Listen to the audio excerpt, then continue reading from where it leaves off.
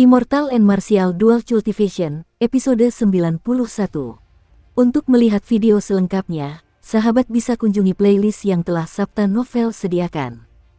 Yuk mari, kita berimajinasi bersama dan masuk ke alur ceritanya.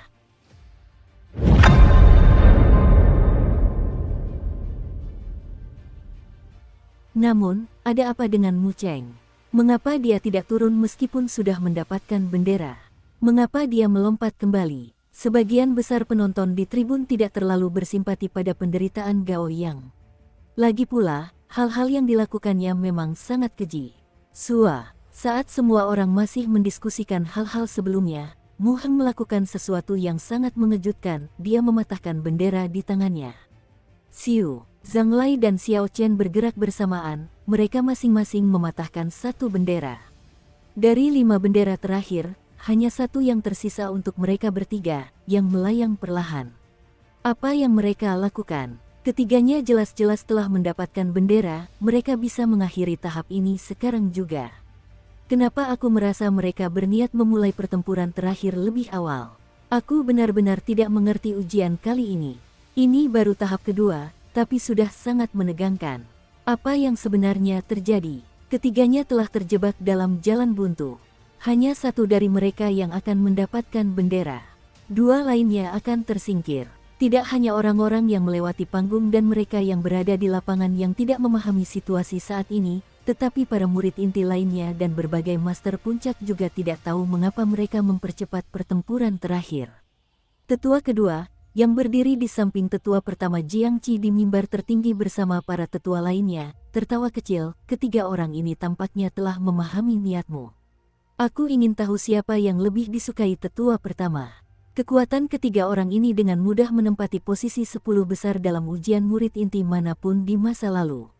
Mereka sangat kuat, siapapun yang menang atau kalah sebenarnya tidak penting. Tatapan Jiang Qi sedalam air yang tenang, sehingga tidak ada yang bisa mengetahui apa yang dipikirkannya. Tetua ketiga di samping mereka berkata, "Saudara pertama Jiang Qi, jika para master puncak itu mengetahui apa yang kita lakukan, apakah mereka akan keberatan?" Tetua pertama berbicara tanpa ekspresi, "Tidak seorang pun dapat mencampuri apa yang telah saya putuskan."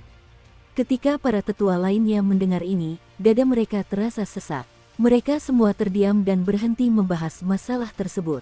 Di tengah formasi tombak yang tak terhitung jumlahnya, Xiao Chen, Mu Heng, dan Zhang Lai masing-masing mengambil satu sudut, terus-menerus meningkatkan aura mereka.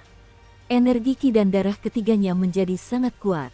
Karena aura mereka terus meningkat, udara di tempat latihan seolah berubah menjadi ganas, sehingga menyulitkan orang untuk bernapas. Bendera itu berkibar di antara mereka bertiga. Tiba-tiba, kekuatan yang menopangnya lenyap dan bendera itu perlahan melayang ke tanah. Tatapan mereka tak pernah lepas dari bendera itu. Ada cahaya aneh di mata mereka semua. Seketika itu juga, 3 embusan angin kencang menerpa, menghempaskan udara kental dan menerbangkan partikel pasir yang tak terhitung jumlahnya ke udara. Ketiganya bergerak bersamaan, masing-masing menggunakan teknik gerakan mereka sendiri. Mereka semua berusaha merebut bendera yang turun ke bawah. Transposisi 7 bintang, menginjak air tanpa jejak, cambuk ekor naga biru. Mu Heng tiba-tiba menghilang begitu saja. Zhang Lai perlahan mendorong tubuhnya dengan kakinya dan meninggalkan riak seperti permukaan air, meninggalkan banyak bayangan di udara. Seekor naga biru muncul di sekitar Xiao Chen dan meraung. Sebuah bayangan cambuk biru muncul di udara. Ketiganya mengerahkan kemampuan terbaik mereka saat terbang menuju bendera hitam yang jatuh. Pada akhirnya, jurus Azure Dragon Cloud Soaring Art milik Xiao Chen sedikit lebih cepat. Cahaya biru itu dengan cepat meraih bendera tersebut. Jurus melayang awan naga biru, bagaimanapun juga, adalah teknik gerakan tingkat surga. Meskipun dia hanya berlatih hingga kesempurnaan kecil, tidak akan ada kultivator di alam kultivasi yang sama yang dapat melampaui Xiao Chen dalam hal teknik gerakan. Sepertinya hampir bersamaan, ketika Xiao Chen baru saja meraih bendera, Zhang Lai dan Mu Heng mendarat dan mengulurkan tangan mereka untuk meraih bendera tersebut. Xiao Chen menariknya perlahan, dan bendera itu terbang ke udara lalu mendarat di belakang Xiao Chen. Mereka berdua hanya berhasil meraih udara kosong. 100 jalan berliku di pegunungan. Gunung berjubah, bayangan abadi, pohon palem. Zhang Lai dan Mu Heng tidak ragu sedikit pun, mereka bergerak bersamaan. Zhang Lai mengeksekusi gerakan ketiga dari teknik pedang Ling Yun, seketika itu juga, ia mewujudkan fenomena misterius berupa ratusan gunung yang bertumpuk satu sama lain, membuat langit menjadi gelap. Di sisi lain, Mu Heng menyebarkan seni penempaan tubuh giok ungu. Ratusan sosok ungu berkelebat, mengelilinginya, sehingga sulit untuk membedakan yang asli dari yang palsu.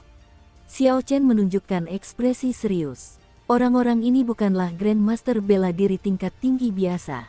Salah satunya telah memahami niat pedang. Terlebih lagi, bakatnya sangat besar. Yang lainnya menempa tubuh fisiknya, mengubah tubuhnya menjadi pedang. Kekuatan serangannya murni lebih unggul daripada Xiao Chen. Dimanapun dia berada, dia akan dianggap sebagai seorang jenius yang mengerikan. 100 jalan berliku pegunungan, aku juga tahu itu. Xiao Chen mengingat kembali pikirannya dan tersenyum tipis. Ilusi ratusan gunung juga muncul di belakangnya. Namun, ilusi ini hanya berlangsung sesaat sebelum menyatu dengan tubuhnya. Bilah pedang lunar Shadow Saber yang seputih salju itu langsung menyala dengan cahaya yang gemilang. Ini bukanlah cahaya pedang biasa, ini adalah fenomena misterius murni dari teknik pedang Ling Yun yang menyatu ke dalam bilah pedang tersebut. Energi Xiao Chen juga mengalir ke bilah pedang pada saat yang bersamaan. Dalam waktu singkat, cahayanya menjadi semakin cemerlang. Itu seperti matahari mini, membuat langit gelap menjadi sangat terang. Beri jalan untukku, teriak Xiao Chen. Dia menebas dengan ganas deretan pegunungan yang tak berujung.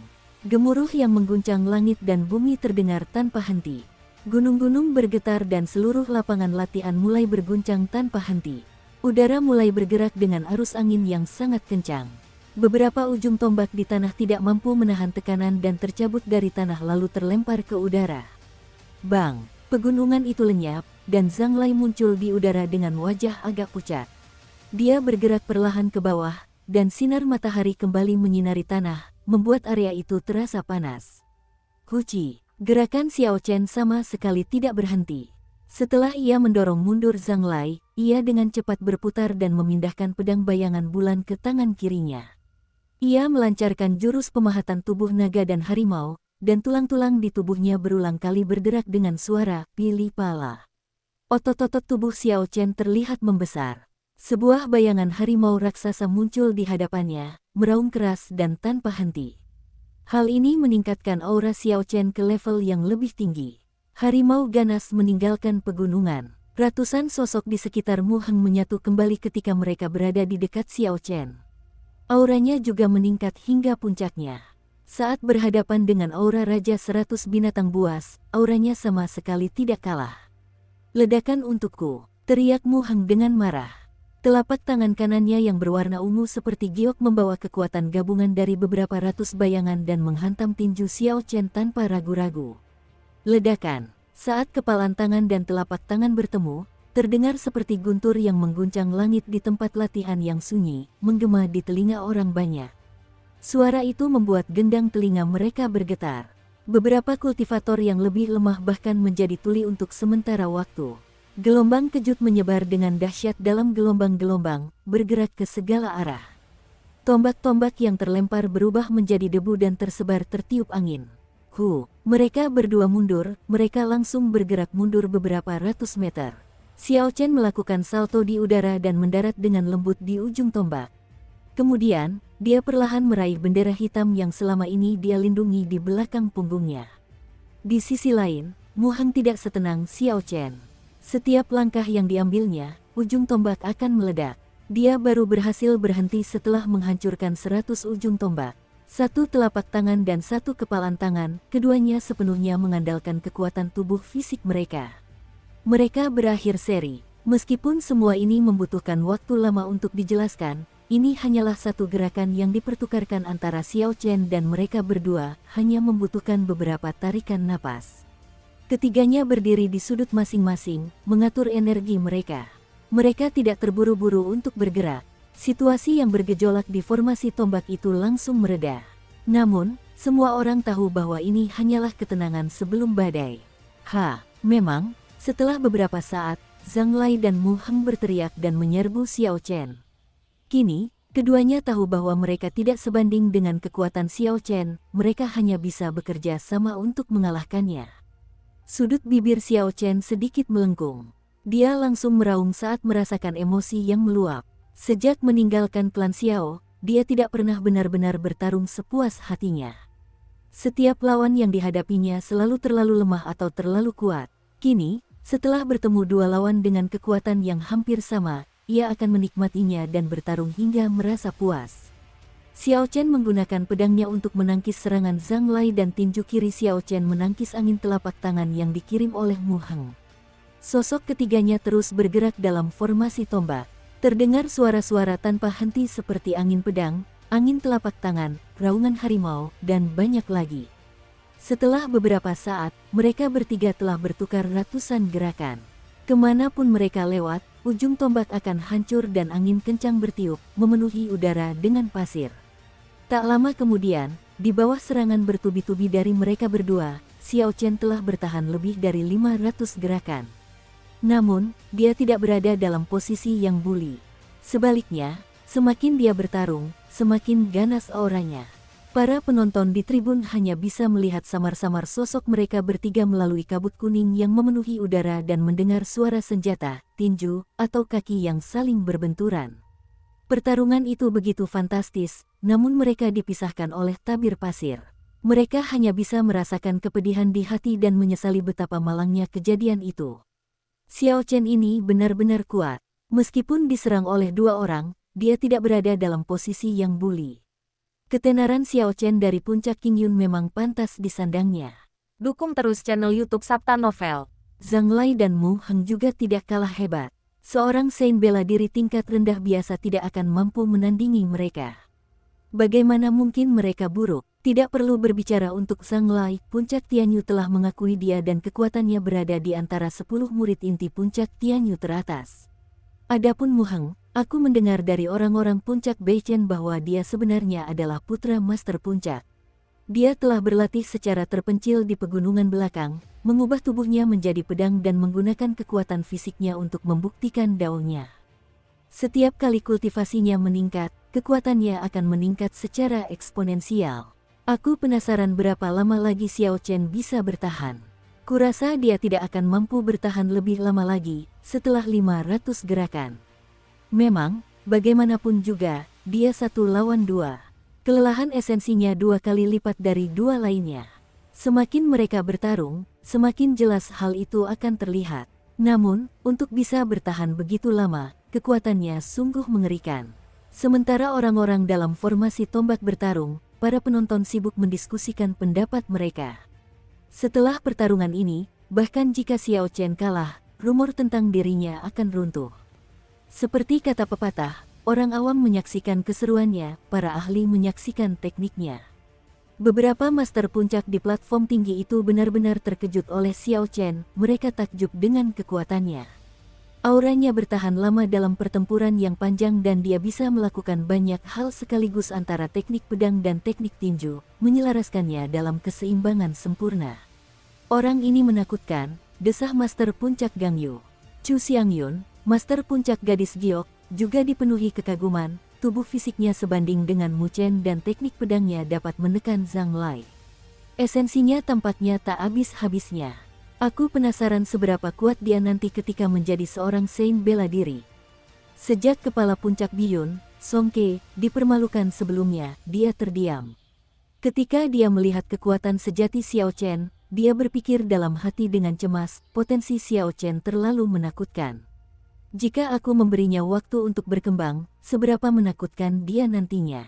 Pada saat itu, konsekuensinya akan tak terbayangkan. Aku harus menemukan kesempatan untuk membunuh orang ini. Ketika Master Puncak Beichen, Mu Feng, melihat Xiao Chen bertarung, dia juga sangat terkejut. Awalnya dia berpikir, ketika Mu Heng melakukan debutnya, dia pasti akan mampu merebut kembali posisi pertama. Sekarang tampaknya hal itu sangat tidak pasti. Namun, itu juga tidak masalah. Jika dia mampu mendapatkan motivasi dari hal ini, yang menyebabkannya menahan kesombongannya, itu akan baik untuk masa depannya. Leng Tianzeng mengamati semua itu dan menghela napas setelah beberapa saat. Ruyue, kau telah menerima murid yang baik kali ini. Puncak Tianyu telah menduduki peringkat pertama dalam ujian murid inti selama 10 tahun terakhir. Sekarang, peringkat itu akan diserahkan kepadamu. Wajah anggun Liu Ruyue memancarkan senyum bahagia. Dia jelas orang yang paling bahagia melihat perkembangan Xiao Chen. Paman Leng, Anda terlalu sopan. Puncak Tianyu penuh dengan talenta. Puncak Anda masih merupakan puncak dengan jumlah murid yang lulus terbanyak. Haha, baiklah, kita lihat saja nanti. Zhang Lai masih belum menggunakan niat pedangnya secara maksimal. Putra adikmu mungkin juga belum mengungkapkan kartu trufnya. Hasil akhir pertempuran ini masih belum bisa dipastikan. Leng Tianzeng tertawa kecil dan mengakhiri pembicaraan. Sekalipun Leng Tianzeng kalah di peringkat pertama ujian ini, dia tidak akan terlalu mempermasalahkannya. Lagi pula, sebagian besar kekuatan paviliun pedang surgawi terkonsentrasi di sana. Kekuatan generasi muda akan terus tumbuh di masa depan. Dia masih akan mampu menekan puncak-puncak lainnya seperti sebelumnya. Bang, bang, saat semua orang sedang berdiskusi, terdengar dua suara keras dari lapangan latihan. Ujung-ujung tombak yang tak terhitung jumlahnya bergetar dan terbang ke udara sebelum gelombang kejut menghancurkannya menjadi bubuk. Angin kencang mereda dan pasir pun mengendap. Ketiganya mundur, dan sosok mereka perlahan muncul di hadapan kerumunan. Wajahmu Hang pucat pasi, dan ada sedikit darah di sudut mulutnya. Cahaya ungu yang intens di tubuhnya juga perlahan meredup. Pakaian Zhang Lai compang kemping dan robek. Terdapat banyak luka sabetan pedang dengan berbagai ukuran dan kedalaman di tubuhnya. Darah terus mengalir dari luka-luka tersebut, ia tampak sangat menderita. Xiao Chen memegang pedangnya di satu tangan dan bendera di tangan lainnya. Keringat terus mengalir di wajahnya. Ada juga beberapa luka sabetan pedang di tubuhnya, tetapi tidak serius. Dengan fisik tubuhnya yang kuat, luka-luka itu sudah hampir sembuh. Xiao Chen mengenakan jubah panjang yang berkibar tertiup angin. Rambut hitamnya menari-nari dalam hembusan angin. Bilah pedang seputih salju memancarkan cahaya dingin. Bendera di tangannya berkibar keras tertiup angin. Aura Xiao Chen bersinar terang, ki dan darahnya mengalir deras. Dia merasa sangat gembira dan ingin melakukan sekitar 800 gerakan lagi. Kau kuat, jika kau mampu menahan langkahku selanjutnya, aku akan berinisiatif untuk mundur, kata Mu Heng kepada Xiao Chen sambil perlahan menyeka darah dari sudut mulutnya. Zhang Lai bergumam sendiri sejenak. Kemudian dia mengeluarkan salep emas dari cincin spasialnya dan mengoleskannya pada lukanya. Dia berkata, sama halnya denganku. Jika kau mampu menahan seranganku selanjutnya, maka aku juga akan menyerah pada ujian murid inti ini. Siu, Xiao Chen melemparkan bendera di tangannya dengan keras, menancapkannya kuat-kuat ke tanah. Kemudian, dia berkata, baiklah. Siapa yang pertama? Siapapun yang menang akan mendapatkan bendera ini dari tanganku. Aku duluan, Zhang Lai berkata pelan, dan dia mulai mengumpulkan kekuatan perlahan. Dia menggenggam pedangnya erat-erat di tangan kanannya, menyalurkan niat pedang yang telah dia pahami ke dalam auranya. Angin kencang tak terbatas mulai bertiup di belakang Zhang Lai. Beberapa arus udara tampak terbelah dan mengeluarkan suara zizi. Niat pedang Zhang Lai pun menyatu dengan angin tersebut. Dengan bakatmu, seharusnya kau juga sudah memahami gerakan ke-16 dari teknik pedang Lingyun. Namun, niat pedang kesempurnaan kecilku telah menyatu ke dalam awan kejut abadiku. Kekuatannya tidak sebanding dengan sebelumnya. Kuharap kau mampu bertahan dari ini. Setelah Zhang Lai berbicara, gumpalan awan muncul di formasi tombak. Pandangan semua orang terhalang, mereka tidak dapat melihat pemandangan tersebut. Tidak hanya itu, awan-awan ini membingungkan kelima indera mereka dan indera spiritual Xiao Chen. Xiao Chen berpikir dengan takjub, awan-awan ini pasti juga mengandung niat pedang Zhang Lai. Memang, di saat berikutnya, Xiao Chen bisa merasakan niat membunuh di seluruh awan. Ketika awan-awan itu bersentuhan dengan kulitnya, mereka mulai menyerang esensi pelindung yang menyelimutinya, menghasilkan suara zizi yang tak berujung. Tangan kanan Xiao Chen menutupi gagang pedang bayangan bulan. Pusaran ki di dantiannya berputar cepat, terus-menerus memperkuat esensi yang menyelimutinya. Di dalam awan, kelima indera Xiao Chen tidak berguna. Ketika dia memperluas indera spiritualnya, dia hanya merasakan awan yang tak terbatas.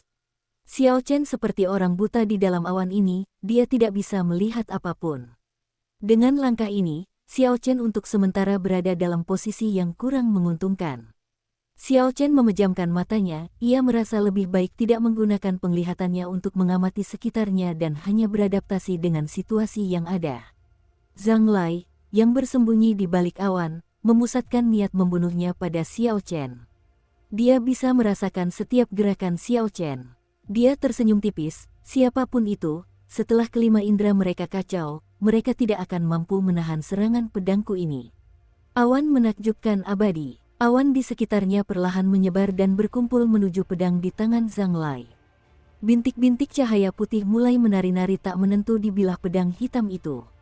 Ledakan. Ketika semua awan menghilang, pedang Zhang Lai menyerap semua energi serangan dari awan-awan tersebut. Cahaya dari bilah pedang itu kini sangat terang. Yang terpenting adalah pedang itu sudah berjarak kurang dari 1 meter dari Xiao Chen, ujungnya mengarah ke Xiao Chen. Pedang itu menciptakan angin kencang, menyebabkan rambut Xiao Chen tertiup ke belakang. Semua ini terjadi dalam waktu yang dibutuhkan percikan api untuk terbang. Di mata para pengamat, itu hanya beberapa tarikan napas saja. Zhang Lai mengayunkan pedangnya dan awan mengelilingi formasi tombak. Sesaat kemudian, awan itu menghilang, dan dia mengarahkan pedangnya ke Xiao Chen. Itu sangat aneh. Di dalam area latihan, hanya sedikit yang bisa memahami kedalaman dari apa yang telah terjadi. Begitu awan muncul, Zhang Lai memanfaatkan saat kelima indera Xiao Chen kacau untuk terbang ke area 10 meter di depannya secara diam-diam. Sebelum mata pedang menyentuh Xiao Chen, cahaya pedang yang cemerlang berubah menjadi untaian halus ki pedang dengan suara "Sou" dan melesat ke dahi Xiao Chen. Sou. Pada saat kritis antara hidup dan mati, mata Xiao Chen yang terpejam rapat akhirnya terbuka. Benang tipis saber ki bergerak lebih cepat dari kecepatan suara. Pada jarak sedekat itu, saat Xiao Chen membuka matanya, saber ki sudah berada tepat di depannya. Xiao Chen mendorong kakinya dari ujung pedang, dan tubuhnya mulai berputar.